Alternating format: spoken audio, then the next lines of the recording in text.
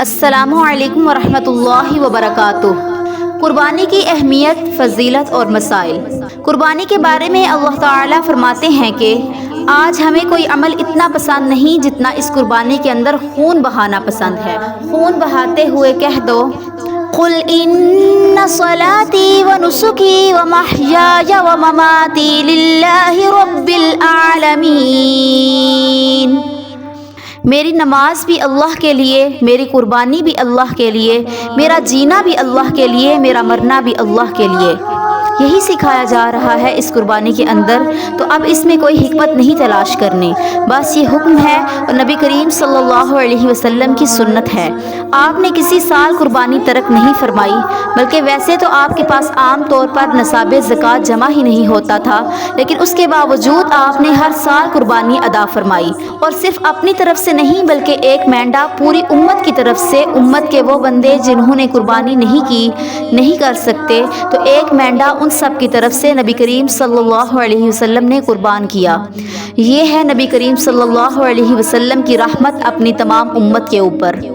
اللہ تعالیٰ نے قربانی کا ثواب اتنا مقرر کر دیا کہ فرمایا جو جانور قربان کیا جاتا ہے، جتنے اس کے جسم پر بال ہیں، ہر بال کے عوض ایک نیکی تمہارے نامہ اعمال میں لکھ دی جائے گی۔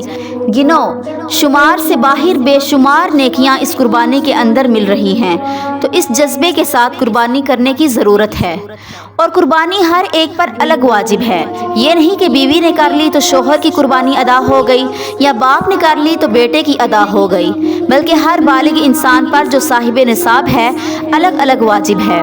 حدیث میں آتا ہے نبی کریم صلی اللہ علیہ وسلم نے فرمایا کہ جس کے پاس گنجائش ہو اور اس کے باوجود وہ قربانی نہ کرے تو فرمایا کہ ہماری عیدگاہ کے پاس بھی نہ آئے۔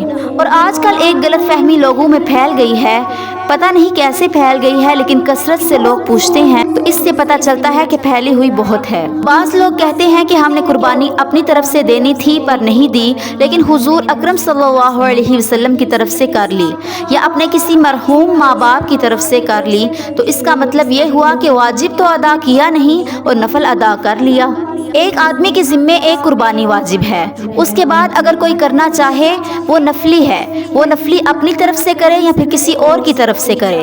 حضور اکرم صلی اللہ علیہ وسلم کی طرف سے کرے بڑے ثواب کی بات ہے، لیکن اپنی واجب تو کرتے نہیں، لیکن کسی اور کی طرف سے کرے تو اس جیسا ہے کہ فرض تو پڑا نہیں اور نفل پڑے جا رہا ہے۔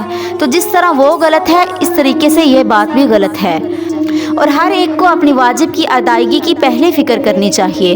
اور ایک اور بات کہ کسی بھی جگہ قربانی کا حصہ ڈالنے سے پہلے قربانی کرنے والے شخص کو خود بھی اور جس جگہ حصہ ڈال رہا ہے اس ادارے کو بھی چاہیے کہ مکمل اطمینان کرے کہ تمام حصہ داران مسلمان ہیں۔ کسی ایک بھی مشرک کے شامل ہونے سے اس جانور کے تمام حصہ داران کی قربانی ضائع ہو جائے گی، اس لیے اس بات کا خاص خیال رکھا جائے۔